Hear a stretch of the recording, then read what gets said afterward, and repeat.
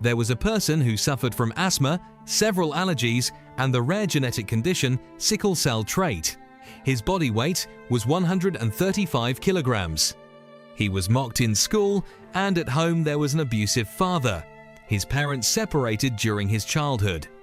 At the age of 24, he was getting by with a job as a pest controller, living a depressed, defeated, meaningless life. Then one day he watches a Navy SEALs documentary on TV.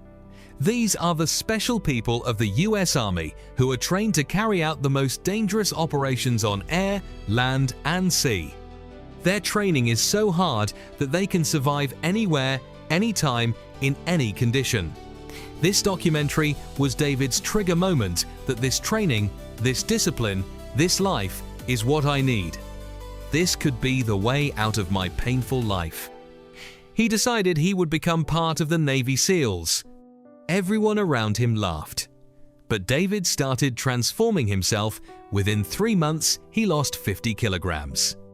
Then, he took on the toughest Navy SEALs training Hell Week, which is so extreme that 75% of people quit on the first attempt. David completed it not once, not twice, but 3 times.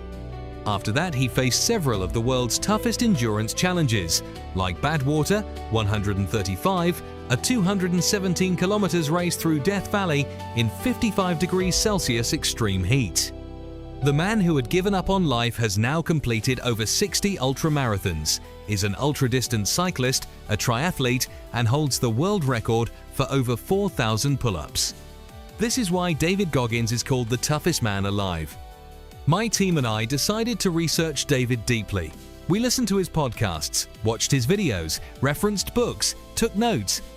We properly understood how this journey was not just about physical strength, it's a story of one man's mental toughness and self-discipline, how he worked on his willpower, how he built this level of focus, how he never gave up, what he said to himself, how he picked himself back up, how he didn't let people's words affect him, what strategies David used. When we unlocked David's life, we found 6 strategies, and these 6 strategies are such that if you make even 1 or 2 of them a part of your life, it can change you. And just as that documentary was the trigger for David, I am fully confident that this video will be that trigger for you, that after today, you will start living a new and powerful life. Before understanding David's 6 strategies, it's very important that we understand what discipline actually is and what the difference between discipline and motivation is. One thing must be clear: discipline is not a natural talent. It is a skill. You can develop it. Anyone can. Let me give an example. There is a stone. You're trying to break it. Every day you're hitting it with a hammer, but it's a stone. It's not breaking. 10 days, 20 days, 50 days, the stone stays the same. Then one day, without thinking, you hit it one more time and the stone shatters into pieces. Many people will say, "It only took one hit, what was the big deal?" But you know how many countless hits, how many days were behind that one strike. Today, in our lives, distractions are everywhere. Social media, notifications, web series, countless distractions. And all these things are making us weak. Meaning, if we're not disciplined, these distractions are like that stone blocking our growth. But if you understand self-discipline, these distractions will start breaking one by one. Now, what is the difference between motivation and discipline? Motivation is like electricity. When electricity is flowing into the house, the fan runs, the lights work, the AC runs. But if the electricity stops, everything stops right there. It's an unpredictable source. If it comes, things run. If not, they stop. If you're motivated, you wake up in the morning. If not, you don't. Motivated for 3 or 4 days, you go to the gym. Motivation stops, gym stops. But discipline is like an inverter. Even if motivation fails, it keeps things running. It doesn't let things stop. It doesn't depend on your mood. It doesn't depend on the situation or circumstances. Meaning, if you understand discipline, If you have to wake up, you wake up every day. If you have to go to the gym, you go every day. If you have to study, you study every day. You don't wait. Just like a mother doesn't wait for motivation. If she has to send her child to school in the morning, she does it. That's her discipline. Feeding the child is her discipline. Giving milk is her discipline. A mother is not dependent on motivation.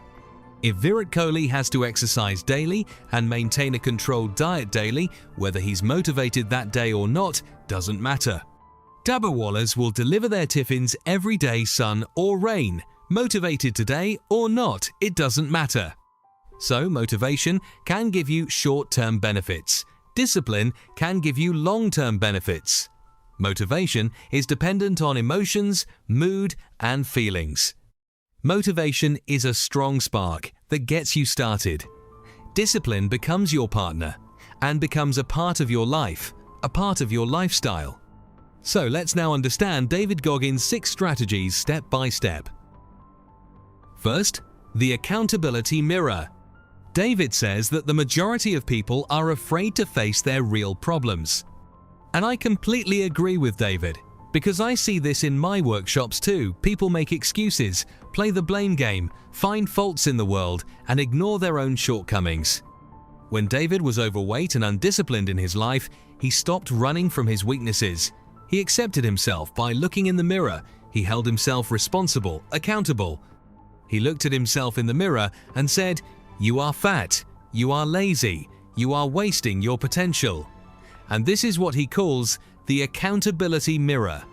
Because from accountability comes responsibility, and from responsibility comes possibility. Virat Kohli too, when he was at the lowest point of his career, there was a time when he'd eat an entire packet of toffees in a single day. His turning point was also when he looked at himself in the mirror and accepted his weaknesses. Being honest with yourself is very important. How long will I keep making situations, family, the environment, or some new excuse every day the reason? These are my shortcomings, and I am the one who has to fix them.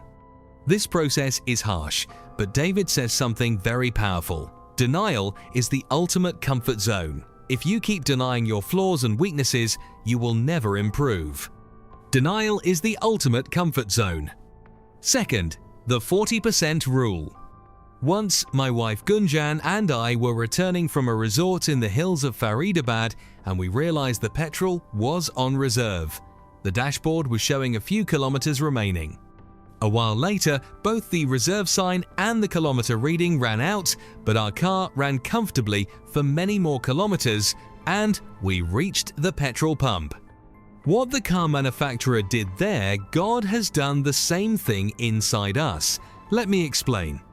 During his toughest physical challenges, ultramarathons, Navy SEALs training David learned that when you are exhausted, you are only using 40% of your actual capabilities. 60% is still left inside you. When he was running and got tired, he'd tell himself, "You're only working at 40%, push more." And then he would push his body and complete the race. Here's what's happening. Our brain is programmed to protect us from discomfort and exhaustion. So the brain says stop very early, while potential still remains inside us. Many times this is just a mental stop. But because of this mental stop, we stop.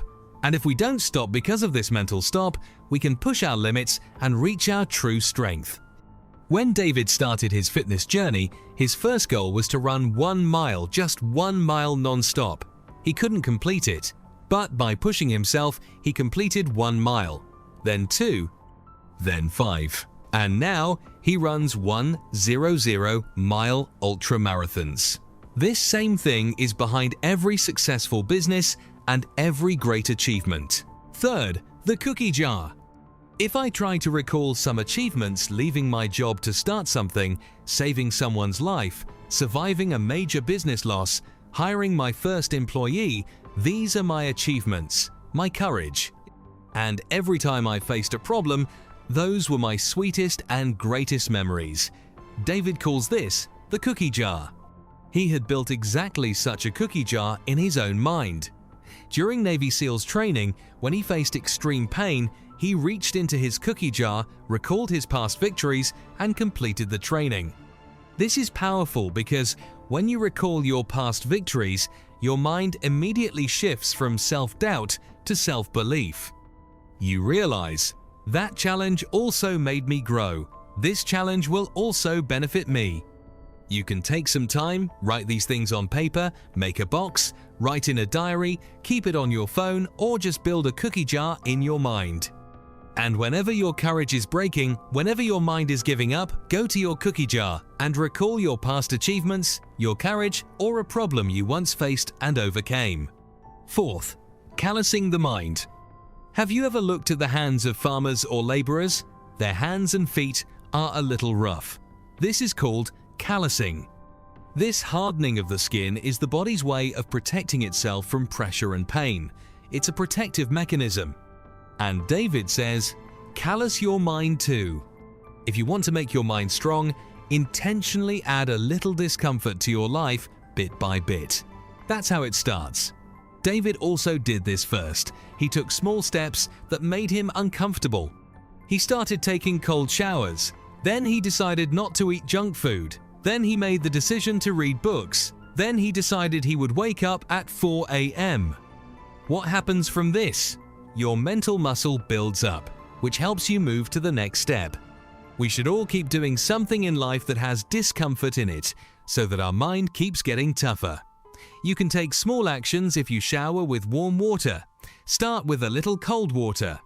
If you're afraid to speak, go somewhere you have to speak. Or drink bitter gourd juice, or eat something you don't like but is good for your health.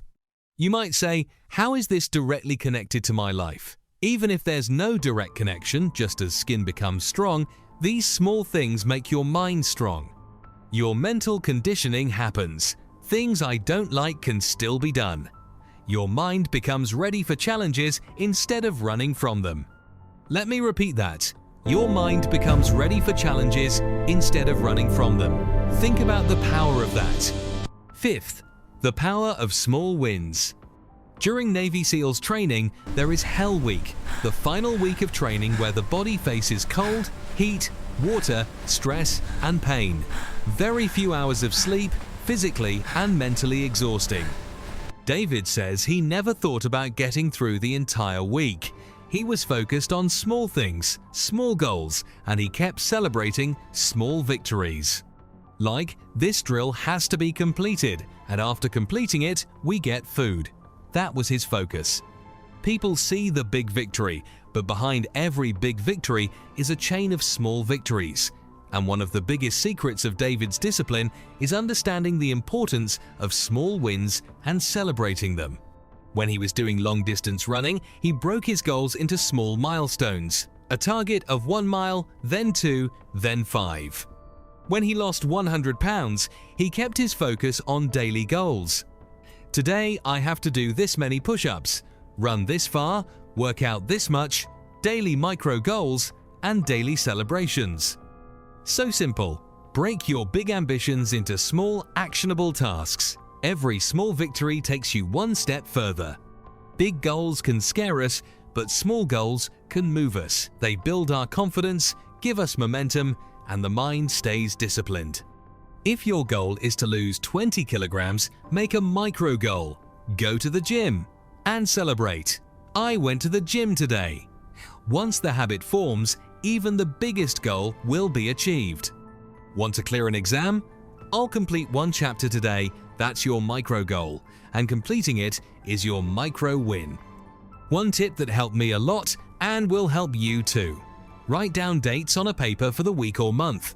For whatever you have to do daily, when you do it, put a tick. And on the days it doesn't happen, think about why. Your focus should be on putting that tick. The moment you tick it, you feel a reward. Then you'll want that tick to appear every day. And these small ticks will click into life's big things. Sixth, the power of why. To sustain discipline, having a strong purpose is very important. One central factor of David's discipline was that his why was clear. He wanted to go from a mediocre life to an exceptional life. He knew his purpose. Leave the mediocre life, start an exceptional life. Many times in workshops, participants ask me, how do we find our why? We want to do this, but what is our why?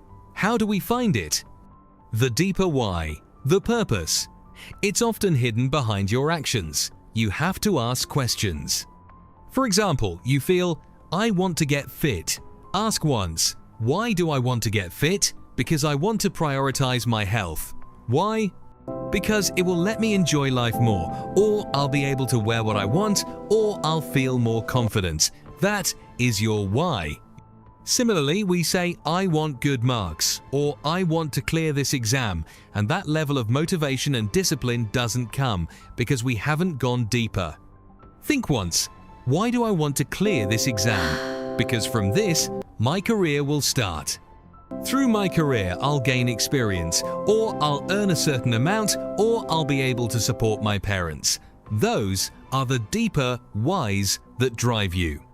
Friends, I made this video because I know that out of these 6 points, at least 1 or 2 are relevant for everyone.